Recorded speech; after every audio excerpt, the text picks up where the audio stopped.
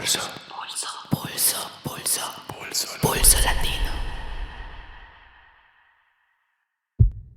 Caminhos Latinos.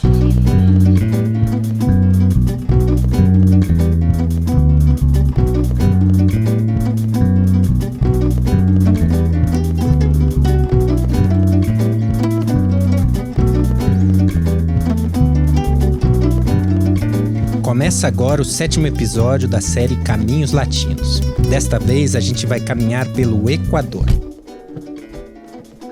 A série Caminhos Latinos é uma parceria entre o Pulso Latino, o programa Realidade Latino-Americana da Unifesp e a editora Elefante. Eu sou Antônio Ferreira e te convido para embarcar nesta viagem com a gente.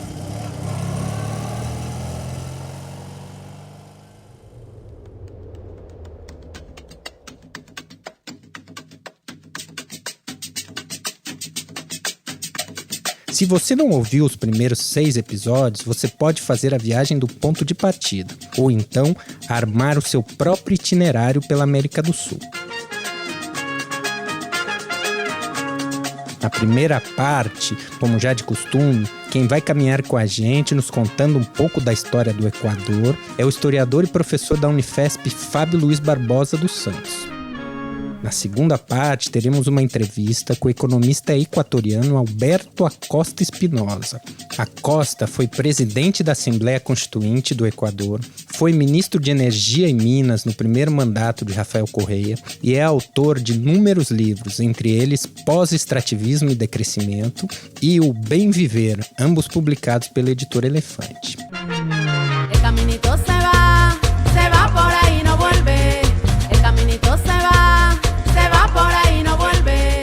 Y el que se regrese a ver, se lo llevará la muerte.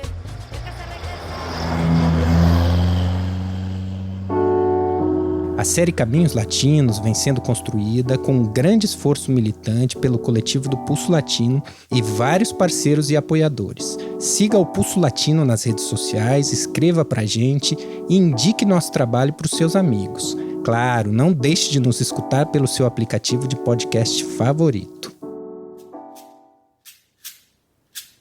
Então vamos ao episódio. Primeiro um mergulho na história do Equador e em seguida a entrevista com Alberto Acosta.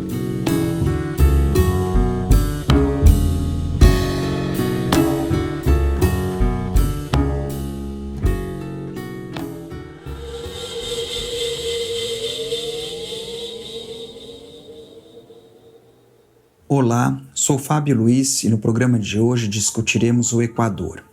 As propagandas desse país como um destino turístico realçam uma impressionante diversidade de paisagens concentrada num pequeno território. Um país do tamanho do Rio Grande do Sul é atravessado pela Cordilheira dos Andes, que preenche a paisagem com picos nevados e vulcões, separando a Amazônia no oriente da costa do Pacífico, onde está o Santuário Ecológico de Galápagos, um atrativo turístico de apelo mundial, onde, aliás, no século XIX, foi lá que caíram várias fichas para o Charles Darwin desenrolar a teoria da evolução das espécies. Então, se no plano geográfico a gente observa uma diversidade de paisagens reunidas nesse pequeno território, a gente pode fazer uma analogia no plano político, onde a natureza dos problemas do país expressa de maneira concentrada dilemas comuns ao destino latino-americano no século XXI. Então, de um lado, os desafios enfrentados por uma acanhada economia exportadora baseada na exploração do petróleo para superar a dependência. O desafio agravado pela ausência de moeda nacional desde a dolarização em 2000. De outro lado, um legado devastador de uma efêmera bonança petroleira nos anos 70, que está na raiz de uma aguda sensibilidade para a questão ecológica, onde a resistência indígena e camponesa se soma ao argumento ambientalista na pressão por um modelo de desenvolvimento alternativo, o chamado bem viver ou summa causae.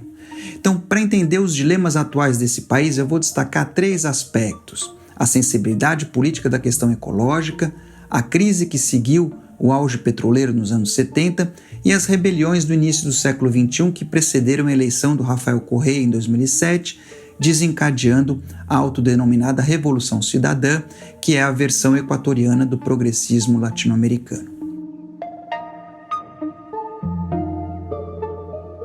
O Equador nasceu como parte no começo do século XIX, como parte da Gran Colômbia, a nação idealizada pelo Simão Bolívar, reunindo os territórios do que hoje é Venezuela, Colômbia, Panamá e Equador, mas que teve uma vida curta e que se fragmentou no começo dos anos 1830, o que levou o próprio libertador a afirmar, amargurado antes de morrer, que fazer a revolução na América é como arar no mar. Mesmo assim, o primeiro presidente do Equador foi um militar nascido no que hoje é a Venezuela, o general Flores. Então, visto em perspectiva histórica, essa geografia acidentada do Equador dificultou a integração nacional do país, que desde a independência enfrentou obstáculos internos e externos para se consolidar. No plano internacional, as fronteiras equatorianas sofreram com um recorrente assédio dos seus vizinhos maiores, o Peru e a Colômbia, um assédio que se desdobrou em diversos confrontos armados, principalmente com o Peru, e que levaram a importantes perdas territoriais para o Equador. No plano doméstico, a inserção do país no mercado mundial como exportador primário, sobretudo de cacau, aguçou as disparidades regionais a partir da segunda metade do século XIX. Então, se desenhou uma oposição entre os interesses de uma burguesia comercial e financeira, apoiada no dinamismo exportador da costa, que tem como sede a cidade de Guayaquil, e, do outro lado, uma oligarquia serrana, assentada na propriedade fundiária e na exploração da mão de obra indígena baseada em Quito. Essa rivalidade se expressou em conflitos de matiz regionalista que às vezes davam só um colorido ideológico porque não passavam de meras disputas de poder.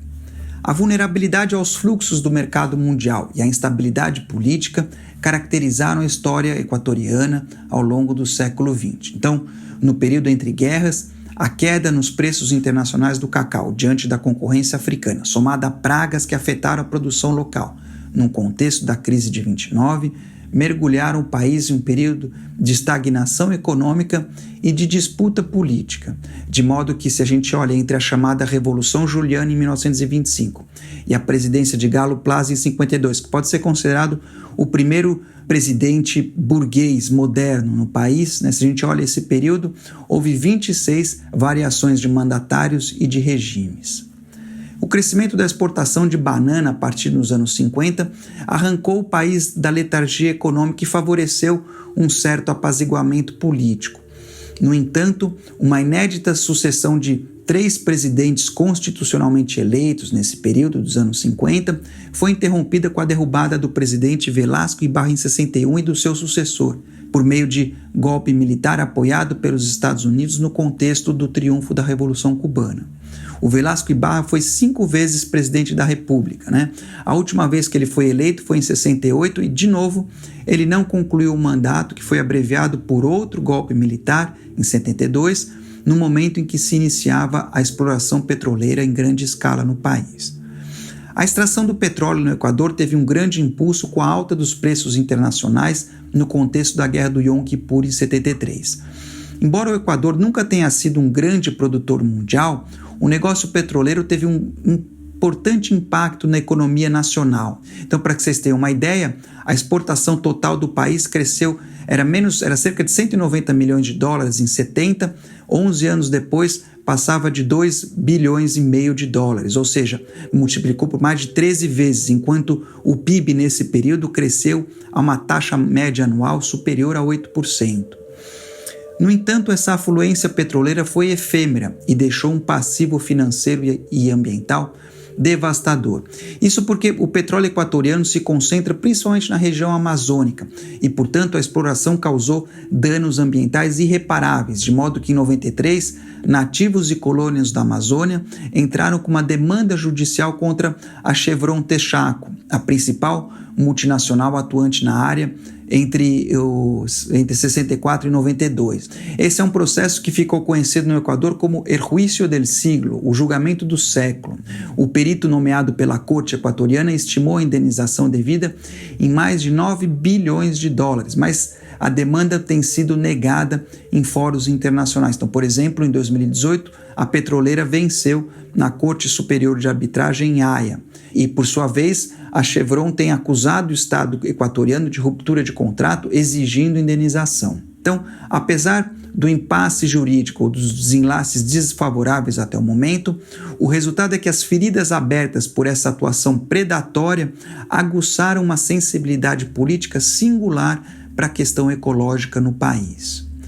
Então, no plano econômico, enquanto os militares estiveram no poder nos anos 70, prevaleceu um projeto de veleidades nacionalistas, com investimento em infraestrutura, desenvolvimento industrial, referidos a um planejamento estatal. Então, assim como aconteceu na Venezuela nesses anos, uma estatal petroleira foi criada.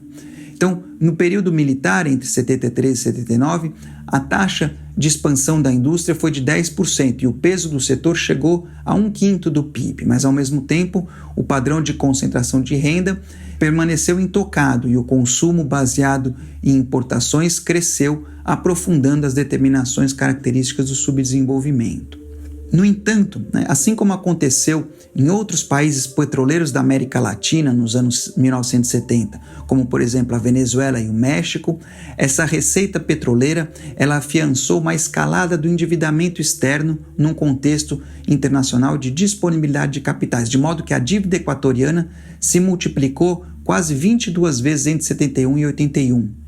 De modo que, se a gente olha no começo, em 1971, de cada $100 exportados, 15 eram comprometidos pela dívida. 10 anos depois, $71 de cada 100 exportados eram comprometidos pelo serviço da dívida. Então, com a explosão da crise da dívida a partir do calote mexicano em 82, somada à drástica queda no preço do petróleo nos anos seguintes, a fragilidade dessa bonança veio à tona. Nesse contexto, nos anos 80, começou uma reversão no sentido estatista das políticas econômicas. O Estado equatoriano cedeu progressivamente sua participação no negócio petroleiro, enquanto a posição vulnerável do país diante das finanças internacionais forçou a implementação de políticas neoliberais, cujos efeitos sociais provocaram uma intensa resposta popular.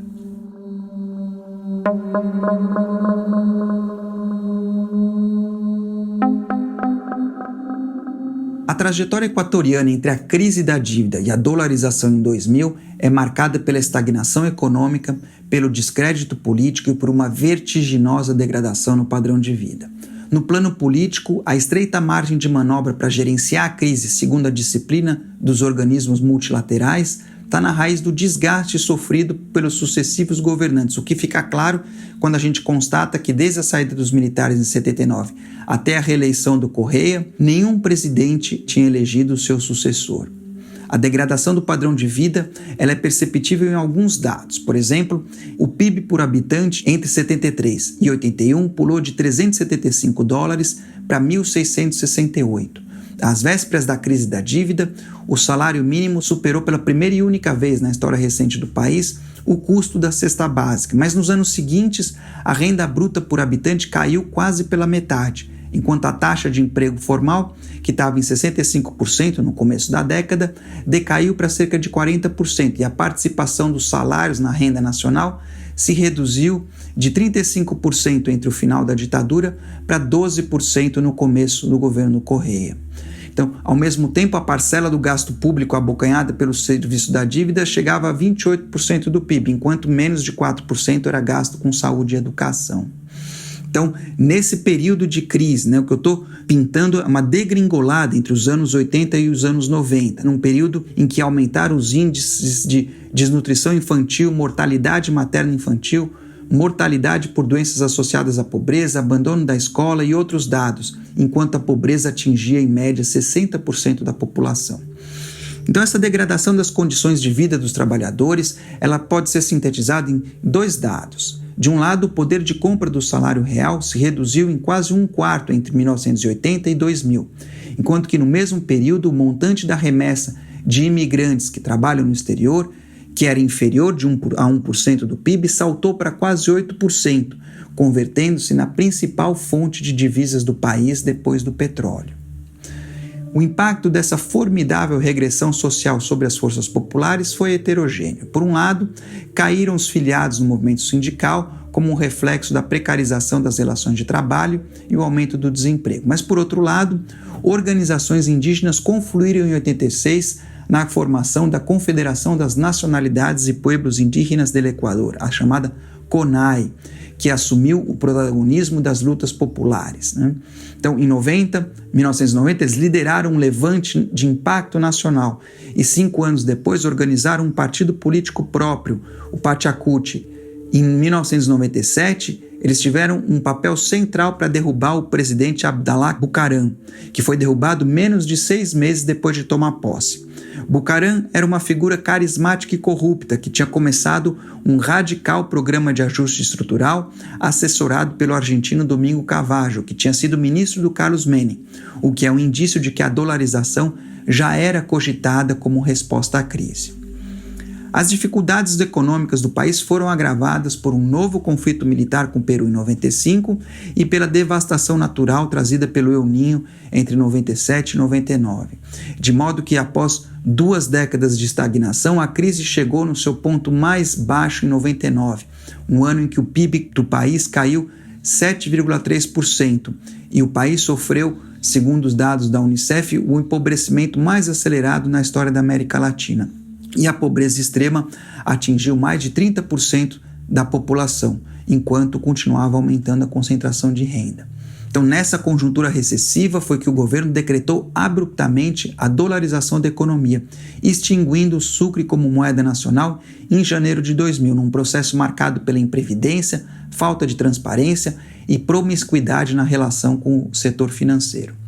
No entanto, em lugar de conjurar a crise, essa medida acentuou o problema social, elevando o custo de vida em uma situação de crescente desemprego, ao mesmo tempo em que aumentava a vulnerabilidade do país aos capitais internacionais.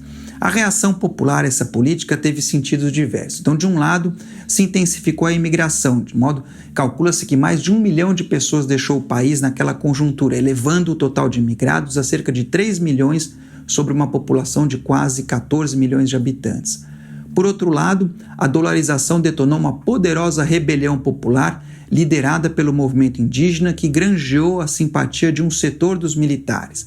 Então, a pressão das massas derrubou o presidente Jamil Mawad ainda em janeiro de 2000, mas a aliança ensaiada com os militares se dissolveu quando o comandante traiu o compromisso assumido com as lideranças populares e entregou o governo ao vice-presidente, que ratificou a dolarização. Entretanto, nas eleições seguintes, o movimento social encabeçado pelos indígenas apoiou a candidatura do coronel Lúcio Gutiérrez, que despontou naquele contexto como uma liderança nacionalista radical.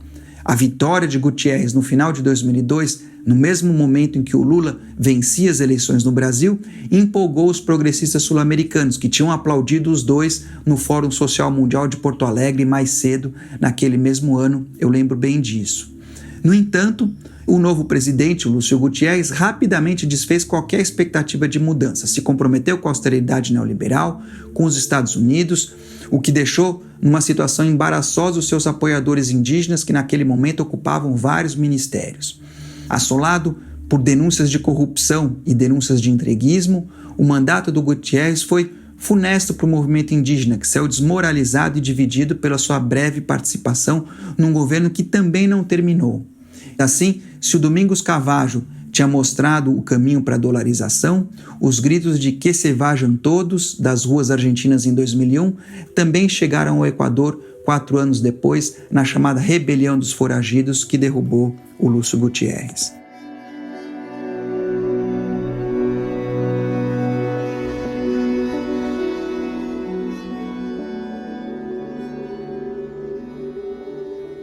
Foi nesse contexto que emergiu como figura política o economista Rafael Correa, que foi ministro da Fazenda no mandato restante cumprido pelo vice do Gutiérrez, o Alfredo Palácio.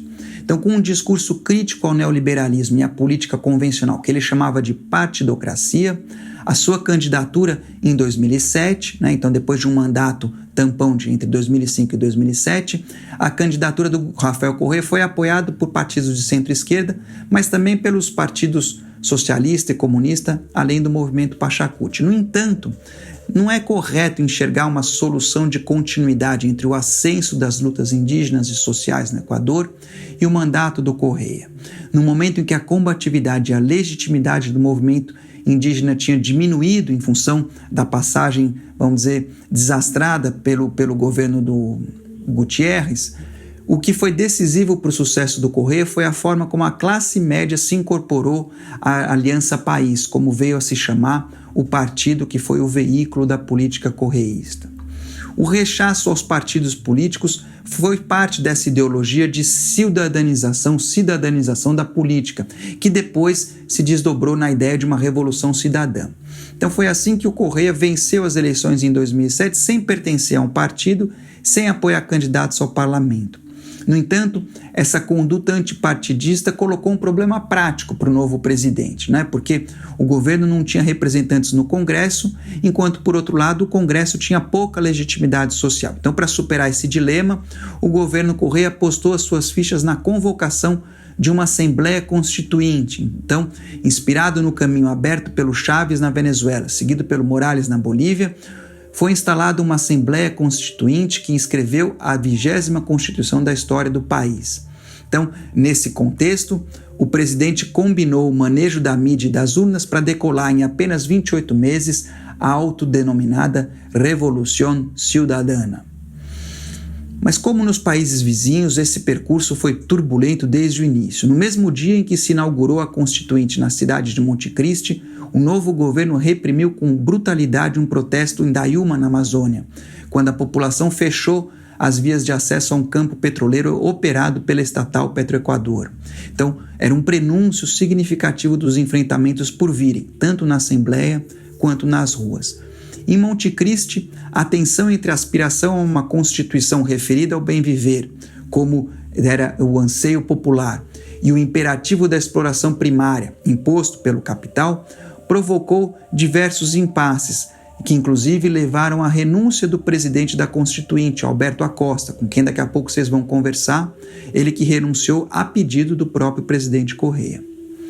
Afinal, apesar dos recuos e contradições, o texto aprovado incorporou noções inovadoras como a plurinacionalidade, o summa causae, que é o bem viver, a Pachamama, democracia comunitária, justiça indígena, interculturalidade e também os direitos da natureza.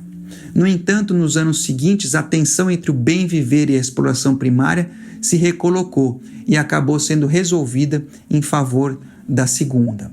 Um marco nessa direção foi a proposta de manter sob terra, ou seja, de manter inexplorado, o petróleo encontrado no Parque Nacional Itetê-Iaçuni, isso em troca de aportes financeiros da comunidade internacional. Quando o governo sinalizou que ia abandonar essa ideia por falta de aportes internacionais, um movimento chamado Iaçunidos propôs um referendo popular para decidir a questão. E o Correia disse, no seu estilo característico, se vocês querem uma consulta, não sejam vagabundos, recolham as assinaturas, já que vocês têm tanto apoio. Meses depois, os, entre aspas, vagabundos entregaram um número de assinaturas superior ao necessário, mas o referendo nunca foi realizado e o petróleo está sendo explorado nos dias de hoje. O progressismo equatoriano vai ser discutido com mais detalhe em seguida pelo Alberto Acosta, mas eu vou adiantar alguns elementos sobre esse processo. Em primeiro lugar, há uma percepção consensual de que a Aliança País operou uma modernização exitosa do Estado equatoriano, facilitado por crescentes receitas no contexto do boom das commodities. No entanto, o caráter conservador dessa modernização sob o correísmo, entre 2007 e 2017, foi reconhecido pelo próprio presidente, quando ele disse: basicamente estamos fazendo melhor as mesmas coisas com o mesmo modelo de acumulação, ao invés de modificá-lo. Porém, nesse processo de fazer, entre aspas, melhor as coisas com o mesmo modelo de acumulação, o governo Correia assumiu condutas antidemocráticas que foram denunciadas por movimentos e personalidades populares ou de esquerda no país, ao mesmo tempo em que o potencial criativo original da Revolução Ciudadana minguou. Então, ao final de 3 mandatos, o Correia elegeu seu sucessor em 2017 numa disputa acirrada, vencida pelo Lenin Moreno, que tinha sido seu vice por 2 vezes, no primeiro mandato antes da nova Constituição e no mandato em seguida. O Moreno, por sua vez, para se diferenciar da figura dominante do Correia, no momento em que a Aliança País perdia prestígio, se aliou à direita tradicional e aos Estados Unidos e, no processo, entregou à polícia o Julian Assange do Wikileaks, que estava exilado na Embaixada Equatoriana no Equador desde 2018. Em meio a acusações mútuas e processos de corrupção, o Correia deixou a Aliança País e fundou um novo partido em 2018. No mês seguinte, o governo mudou a Constituição para impedir que um ex-presidente concorra a um terceiro mandato, como o modelo dos Estados Unidos, uma medida que tinha um alvo claro, impedir o retorno político do Correia. Enquanto isso, Moreno intensificou a agenda do ajuste estrutural negociada com o FMI, até que a escalada de austeridade teve um basta nas ruas detonado por um corte que aumentou o preço do combustível, além de cortes no salário dos servidores e outras medidas, de modo que em outubro de 2019 eclodiu uma rebelião social protagonizada pelos indígenas que contou com a solidariedade pouco frequente da classe média, que forçou o governo a reverter a medida depois de enfrentamentos que resultaram em diversos mortos. Mas para entender melhor esses e outros assuntos, nós escutaremos agora o Alberto Acosta.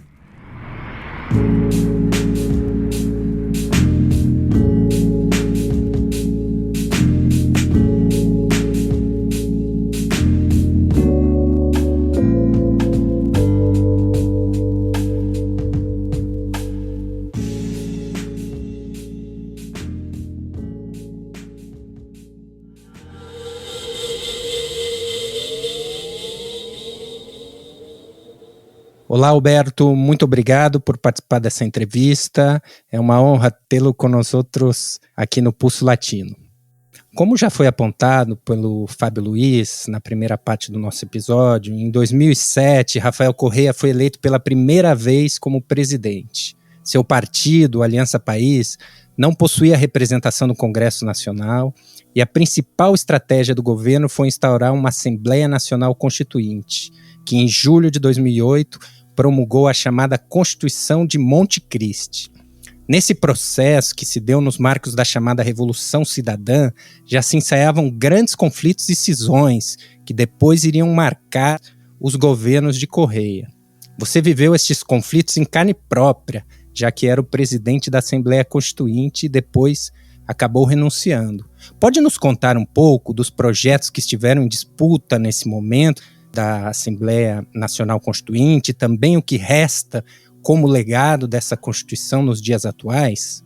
Empezaría notando que Rafael Correa gana las elecciones a fines del año 2006 y efectivamente una de las estrategias que se propusieron para enfrentar el proceso electoral con un candidato nuevo que no tenía un partido político era de no presentar candidaturas al Congreso Nacional.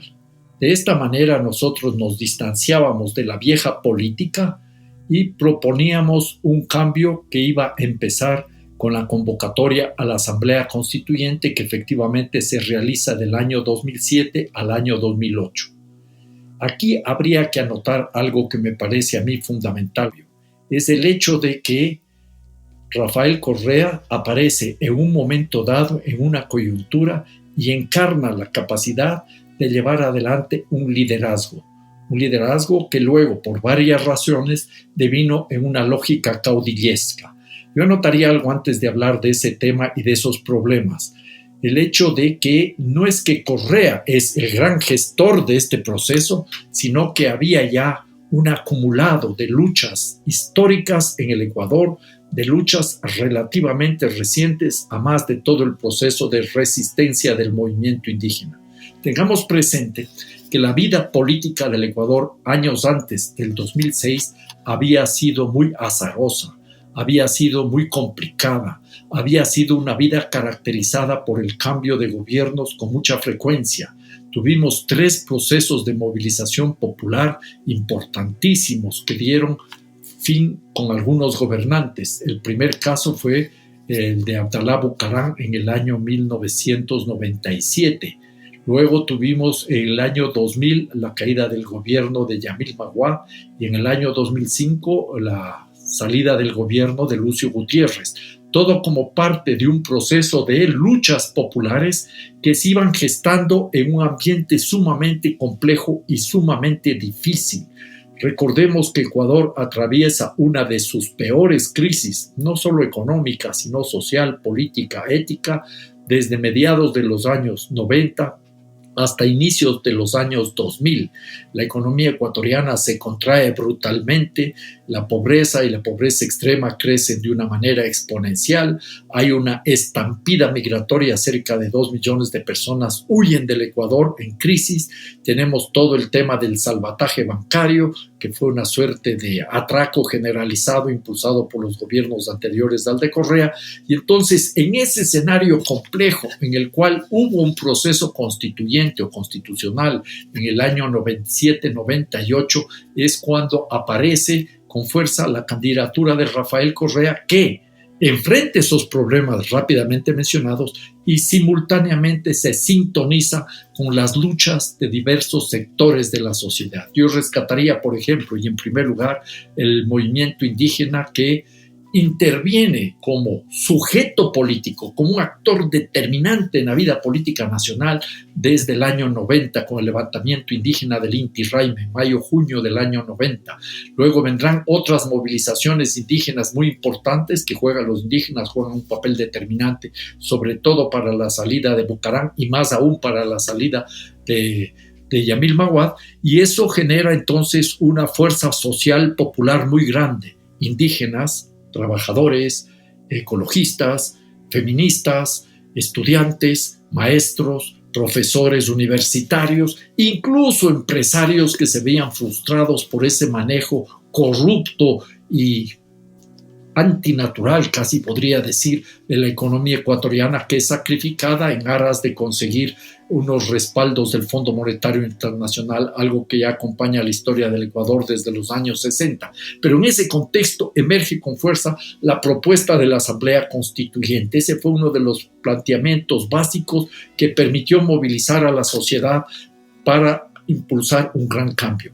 Con la Asamblea Constituyente se abre entonces un proceso muy interesante de debate nacional, de discusión nacional, y la constituyente que se realiza en Montecristi, un pequeño pueblo en la costa ecuatoriana, entre el puerto de Manta, que es uno de los puertos, el segundo puerto más grande de Ecuador, y la capital de la provincia, donde está dicho puerto, que es Manabí, se realiza este debate, y el Montecristi es el epicentro de la discusión política nacional, y comienzan a aparecer ideas y una serie de propuestas interesantísimas, porque el proceso constituyente ecuatoriano, el del año 2007-2008, es un proceso de creación, y entonces entre las muchas cosas que podríamos rescatar en ese proceso constituyente están las ideas del buen vivir o del summa causae, que no es una alternativa de desarrollo, sino una alternativa al desarrollo. En ese proceso constituyente avanzamos en la declaración de los derechos de la naturaleza como sujeto de derechos, un paso civilizatorio único hasta ahora en cualquier constitución del planeta. En ese proceso constituyente se profundizaron y se ampliaron los derechos colectivos para, por ejemplo, los pueblos indígenas.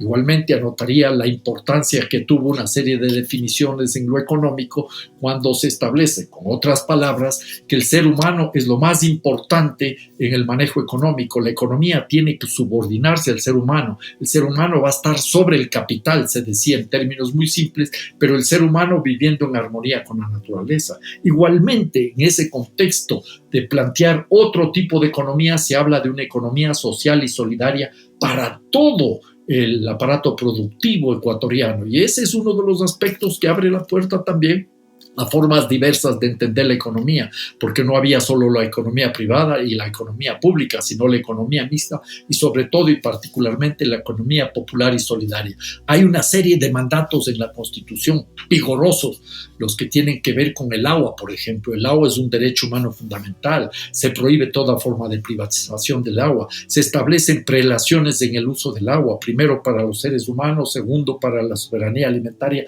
tercero el ciclo vital del agua y cuarto, actividades productivas. Se ordena la redistribución de la tierra y la distribución del agua. Entonces, hay una sumatoria de planteamientos que deberíamos y podríamos ampliarlos, por ejemplo, con la búsqueda de una justicia independiente y autónoma, algo que no existía en el Ecuador. Lamentablemente, muchas de estas propuestas se quedaron en el tintero o recién comienzan a ser ahora llevadas a la práctica por la lucha de resistencia de muchos sectores populares. Hay que anotar que Rafael Correa para conseguir la aprobación en un referéndum que se realiza el 28 de septiembre del año 2008, impulsa una campaña a favor de la Constitución de Montecristi con mucho entusiasmo. Habla de la Constitución más ecuatoriana de todos los tiempos, la mejor Constitución del mundo, va a durar 300 años y es una Constitución que representa un canto a la vida, pero poco después él se transformará en el principal y primer violador de la Constitución. Un punto antes de cerrar esta primera aproximación, hay que anotar acá que el Ecuador es un país muy propenso a tener constituciones. Desde 1830 a la fecha tenemos ya 21 constituciones y ese es un problema todavía que sigue lastrando la vida política nacional. Claro, como você bem explicou, o Correa, na realidade, foi o primeiro a desconstruir todo esse processo, né, tão complexo, tão profundo, que vinha das raízes da Organização Popular Indígena do Equador. Cada vez mais houve uma tensão entre um modelo extrativista relacionado, digamos, com a exportação de commodities, com todos esses direitos reconhecidos, o buen vivir, os direitos da natureza e os avanços democráticos dessa Constituição. Para compreender esse processo, você costuma marcar dois conceitos, né, ou ideias disparadoras: a maldição da abundância e a noção de década desperdiçada, que se contrapõe à propaganda oficial que propunha o slogan década ganhada. Você pode explicar para a gente o que é a maldição da abundância, no caso específico do Equador, e como ela se relaciona com o que você chama de década desperdiçada? Yo hablo de maldición de la abundancia y eso está recogiendo, por ejemplo, diversas aproximaciones a la realidad no solo de Ecuador, sino de los países exportadores de materia prima. Y ahí tenemos, por ejemplo, el tema de la maldición de los recursos naturales o la paradoja de la abundancia, que son lecturas que conducen a lo mismo y confluyen en una pregunta. ¿Será que somos pobres, los países de América Latina, porque somos ricos en recursos naturales? Si uno revisa la historia de los países latinoamericanos con sus economías primario exportadoras, va a constatar que los ritmos, por ejemplo, de crecimiento económico son menores a mayor dependencia de recursos naturales, que la estabilidad económica es menor a mayor dependencia de los recursos naturales, que inclusive la calidad de la democracia sufre en la medida que hay más recursos naturales. Y por eso tenemos países con regímenes hiperpresidencialistas cuando vienen en el marco del hiperextractivismo. Y en la medida que seguimos atados a esta maldición de los recursos naturales, no resolvemos los problemas. Esta es una realidad que además yo anotaría se reproduce en todos los países de América Latina en las últimas 2 décadas, independientemente del gobierno que esté al frente de cada país, ¿ya? Sean gobiernos neoliberales o sean gobiernos progresistas. Todos estos países vivieron la ilusión de la abundancia mientras duró lo que María Esteles Vampa, esa socióloga argentina, dijo, es el consenso de los commodities, pero se acabaron los precios altos de los commodities y empezaron los problemas y todos los países están atravesando una grave crisis. Todos los países con gobiernos neoliberales y con gobiernos progresistas, presos de esta ilusión de los recursos naturales cuyos precios subían aceleradamente, dieron paso a procesos de reprimarización de la economía, de desindustrialización de la economía.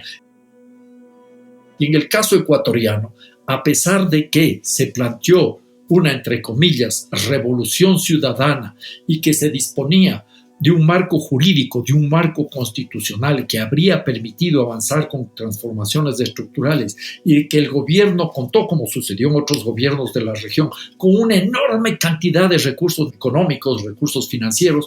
Nunca antes en la historia del Ecuador y creo que de América Latina hubo tanta plata, tanto dinero y no se dio paso a las transformaciones esperadas y entonces por eso hablamos de una década desperdiciada. No es simplemente un hecho de que se hizo mucha obra pública, a lo mejor se hizo mucha obra pública, no quiero aquí hacer hincapié en la corrupción y el desperdicio de los recursos. Menciono un ejemplo en esa línea de corrupción y desperdicio de recursos, el intento de construir una refinería y haber gastado $1.500 millones y no hay un solo tubo construido, instalado. Eso es obra del gobierno de Rafael Correa. Pero aquí lo que me interesa a mí es anotar el hecho de que esta década desperdiciada se refleja o se presenta porque no se cumplió lo que se ofreció en el año 2006, menos aún lo que plantea la Constitución, que es un proyecto de vida en común que forza para transformaciones estructurales profundas, y tampoco en base a lo que se pudo haber hecho. Y entonces, no hay una transformación de la matriz productiva. El Ecuador, como el resto del país de América Latina, con gobiernos neoliberales y gobiernos progresistas, ya lo he dicho un par de veces, sigue siendo dependiente del mercado mundial en tanto exportador de materias primas. No hay transformación de la matriz productiva, en términos relativos también se desindustrializa. Tampoco hay un intento por afectar la lógica de acumulación del capital. Durante el gobierno de Correa hasta el año 2014, cuando había una enorme cantidad de recursos económicos, se logra reducir la pobreza, lo cual es muy bueno, pero en ese lapso y posteriormente hasta el año 2017, siempre dentro del gobierno de Correa, los grupos económicos más poderosos, palabras sencillas, los ricos se enriquecieron mucho más que en cualquier otra época. Y en ese escenario es lo que nosotros, como amigo con el que he trabajado estos temas, John Cajas Guijarro, un joven economista, planteamos como la paradoja del hocico de lagarto, la boca de lagarto, de un caimán, de un cocodrilo. Todos hemos visto cómo abre la boca para comer uno de estos animales. Baja la mandíbula inferior y sube la mandíbula superior. Eso sucedió. Mientras había mucho dinero, se reduce la pobreza, lo cual es bueno, sin lugar a dudas, pero aumenta la concentración de la riqueza. Y yo anoto un punto adicional en este gobierno de Correa, en esa década desperdiciada, en lugar de impulsar una lógica para irnos liberando de los extractivismos, con aquello de que no hubo la transformación de la matriz productiva, ahondamos nuestra dependencia en exportaciones de petróleo y Correa impone literalmente a sangre y fuego la megaminería que no habían logrado introducir los gobiernos neoliberales anteriores.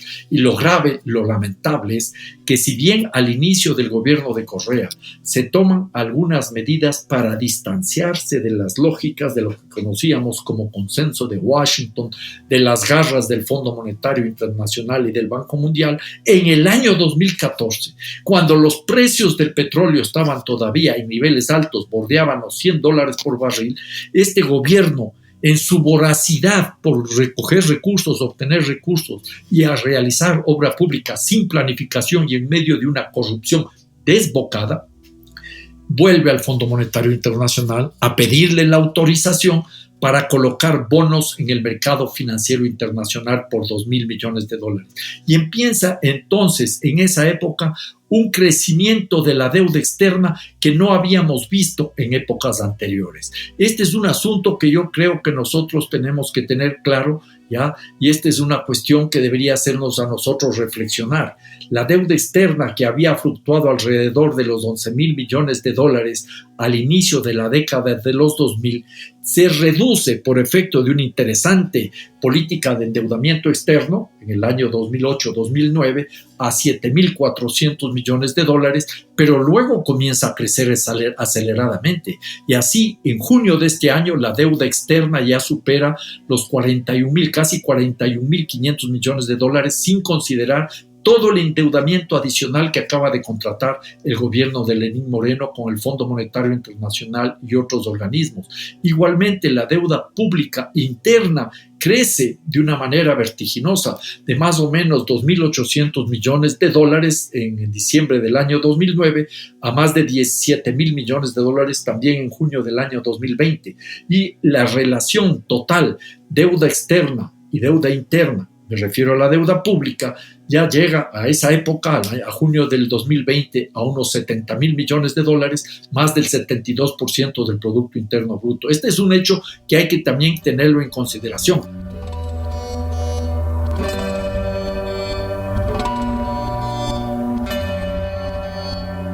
existe, é muito comum a interpretação entre setores progressistas e até em parte da esquerda latino-americana, uma ideia de que houve como uma guinada, um giro, em português a gente chamaria de um cavalo de pau do governo Lenin Moreno, que é uma análise muito subjetivista, como se fosse apenas uma questão pessoal de traição ao projeto, né, do Rafael Correa, esse processo de aprofundamento, no caso do governo Lenin Moreno, de medidas de austeridade, de implementação da agenda do Fundo Monetário Internacional. Como que você analisa essa transição? É realmente uma mudança de qualidade ou de intensidade? O que ocorreu? Como você interpreta esse governo? O que mudou no tabuleiro das forças econômicas, sociais e políticas nesse contexto do governo Lenin Moreno? A mí me parece que habría como tratar de hacer una lectura que puede resultar compleja aparentemente, en la cual nosotros vamos a identificar algunos elementos de continuidad y otros de ruptura. Y eso convive, ¿ya? El gobierno de Correa fue un gobierno que intentó modernizar el capitalismo y lo hizo forzando los extractivismos. Y tal como los gobiernos neoliberales, siguió avanzando con un proceso de desindustrialización, de reprimarización de la economía, imponiendo de una manera violenta toda esta lógica de acumulación en base a la exportación de recursos naturales. Porque no solo era la imposición a sangre y fuego de la minería, sino el debilitamiento sistemático de los movimientos sociales, del movimiento indígena, del movimiento sindical, del movimiento de mujeres, del movimiento estudiantil. Inclusive los ecologistas sufrieron muchos golpes del gobierno de Correa, que se olvidó de cuestiones fundamentales, para mencionar una, los derechos de la naturaleza. En esa línea de continuidad le tenemos todavía a Lenín Moreno. Él no cambia, él sigue siendo un gobernante en clave extractivista, que ahora en medio de la crisis quiere forzar los temas de extractivistas, mineros, petroleros y agroindustriales y agroexportadores, y entonces ahí tenemos una continuidad. Hay una continuidad reforzada con la aproximación al Fondo Monetario Internacional. Recuerdo, Correa ya regresa al Fondo Monetario Internacional el año 2014, tiene algunas relaciones con el fondo, pero no suscribe una carta de intención con el fondo. Será el gobierno de Moreno el que suscribe una carta de intención, una en marzo del año 2019, que no se cumple y que cuando más necesitábamos dinero, fuimos víctimas de lo que yo podría señalar una suerte de boicot del Fondo Monetario Internacional. En plena pandemia nos quedamos sin los recursos ofrecidos por el Fondo Monetario Internacional porque este fondo exigía que se cumplan sus recetas de política económica. Moreno, en esa línea de aproximación al Fondo Monetario Internacional, suscribirá en septiembre ya del año 2020, o sea, hace muy pocas semanas, un nuevo acuerdo con el Fondo Monetario Internacional. Un pequeño paréntesis. Ecuador ya ha suscrito 20 acuerdos con el Fondo Monetario Internacional, 9 desde el año 1961 a 1972, 9 desde el año 1983 al año 2003, sin que nunca esos acuerdos nos hayan servido para resolver la crisis. Y ahora se vuelve al Fondo Monetario Internacional aceptando una serie de condiciones de los negociadores de la deuda externa, de los tenedores de bonos de la deuda externa, que son los que en definitiva van imponiendo una lógica cada vez más entreguista de pérdida de soberanía al gobierno ecuatoriano. Yo anotaría que en estas circunstancias el Ecuador está sufriendo no solo por efecto de la pandemia, sino por efecto de una crisis que ya venía desde antes. El estancamiento económico ya viene desde el año 2015, uno de los momentos más graves de toda su historia. Nunca antes la economía ecuatoriana se había visto tan afectada como en esta época. Para ponerlo en términos muy sencillos, la economía ecuatoriana es comparable a un paciente con coronavirus, pero este paciente con coronavirus no tiene bombonas de oxígeno para respirar, porque no tiene ahorro, se gastó todo el ahorro y de una manera irresponsable, sin planificación y con mucha corrupción, sobre todo en el gobierno de Rafael Correa. Y tampoco tiene un respirador artificial. No nos olvidemos que la economía ecuatoriana no tiene moneda propia, está dolarizada. Y entonces la respuesta que está planteando el gobierno de Moreno es forzar lo que sería la explotación de la mano de obra y la explotación de la naturaleza. Y lo está haciendo aprovechándose de la pandemia,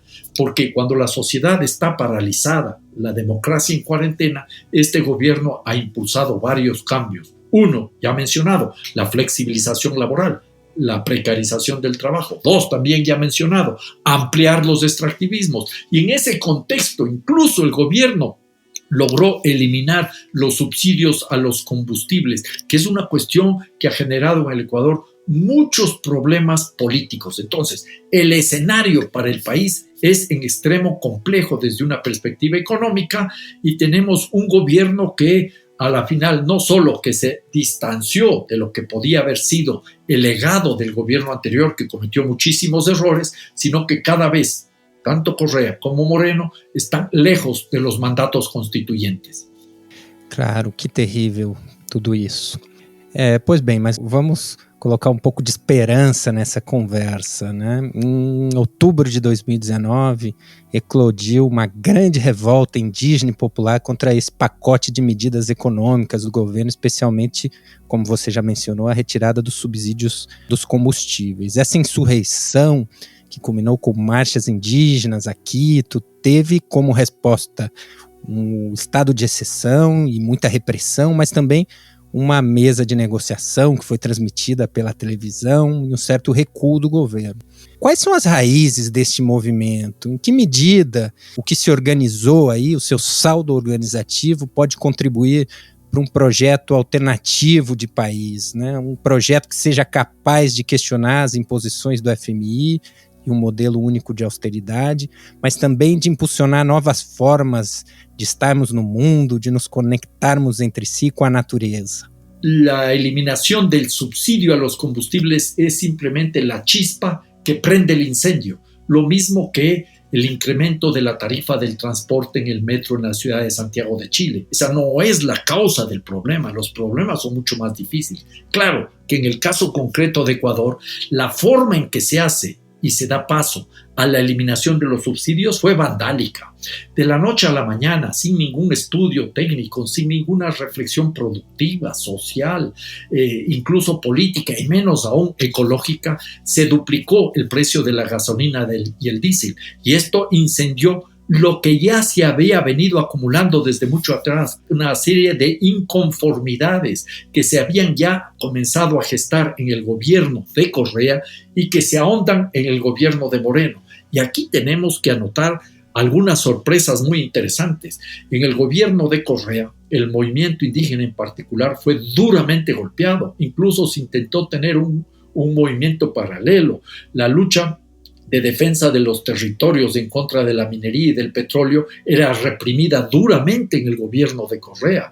Y ahora vemos que de una manera sorpresiva ese movimiento indígena que parecía debilitado emerge con mucha fuerza y es el que lidera por su fortaleza y por su capacidad de organización una movilización popular. Pero no solo es el movimiento indígena, hay muchos grupos que intervienen, grupos organizados tradicionales, por ejemplo los sindicatos, grupos muy vigorosos como el de las mujeres. Las mujeres juegan en el Ecuador un papel cada vez más determinante, sea en la defensa de los territorios como en la defensa de los derechos adquiridos. Y en ese escenario también anotaría yo el aparecimiento de grupos autonómicos que antes no estaban en el radar de la reflexión y del análisis político. Entonces hay una suerte de confluencia de distintos sectores sociales que dan paso a esta gran movilización, a esta gran incursión popular que da lugar al retroceso del gobierno de Lenín Moreno, que como tú bien señalas, tuvo que negociar públicamente. Ahí surgen, entre otras tantas cosas, unos momentos difíciles y complejos porque hubo grupos, como el correísmo, que trataron de pescar a río revuelto y lo que querían era provocar un golpe de Estado, el cambio de gobierno, ¿ya? Y el movimiento indígena dijo, no, nosotros no estamos por ese tipo de cuestiones, lo que queremos es rectificaciones y una transformación de más largo plazo. Y lo interesante es que en el marco de lo que se conoce como el Parlamento de los Pueblos, que aglutina más o menos unas 180, 185 organizaciones en las cuales participa activamente la CONAIE, el movimiento indígena, y los movimientos de mujeres, el Parlamento de Mujeres, y también grupos sindicales, establecen un programa de acción que le proponen al gobierno y a la sociedad como un elemento alternativo. Lamentablemente ni el gobierno ni la sociedad, quizás también porque faltó un poco más de decisión del movimiento popular, acepta esta propuesta. Pero esto ya nos prefigura la posibilidad de construir alternativas. Yo creo que al Ecuador actual hay que leerlo diferente luego de octubre del año 2019. Pero tenemos un problema que también hay que analizar, es el hecho de lo que dije hace unos instantes, de una democracia en cuarentena. La democracia que estaba presente en las calles se ve tremendamente afectada. Moreno, también ya lo mencioné, introduce una serie de cambios que intentó hacer antes de la pandemia, se aprovecha de la pandemia, de que la gente estaba en sus casas para introducir esos cambios, y este momento estamos caminando en medio de una situación social, económica, política muy compleja, pero con un escenario que de alguna manera suaviza los problemas relativamente hablando. Es la posibilidad de las elecciones que tendremos ya en primera vuelta el día 7 de febrero.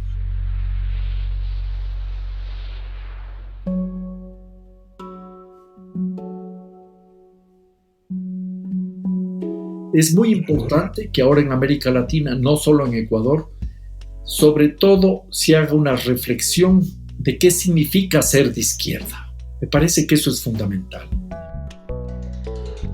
Los progresismos no son realmente movimientos de izquierda. No son neoliberales en estricto sentido, pero hay una suerte de convergencia en la práctica entre gobiernos neoliberales y gobiernos progresistas. Son autoritarios, son conservadores, son represivos, son poco democráticos, terminan siendo caudillescos. La izquierda, para realmente ser una fuerza que abra la esperanza y sea un elemento de transformaciones, tiene que ser simultáneamente, ese es mi criterio, simultáneamente una izquierda socialista, una izquierda ecologista, una izquierda feminista y una izquierda decolonial. De lo contrario, no vamos a poder enfrentar los problemas. No se trata solo de enfrentar al capitalismo, que es fundamental, sino superar el antropocentrismo y encontrarnos con los derechos de la naturaleza y los derechos humanos. Justicia social y justicia ecológica van de la mano, y esto demanda siempre una permanente radicalización de la democracia en todos los ámbitos de la vida humana. Esa creo yo que es una de las grandes tareas que tiene la izquierda o las izquierdas en América Latina.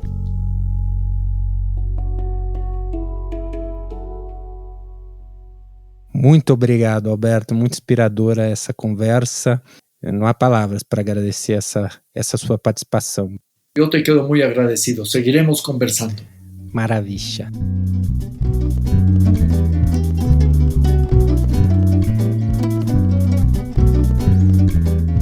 Este podcast conta com edição e mixagem de Felipe Yamahata.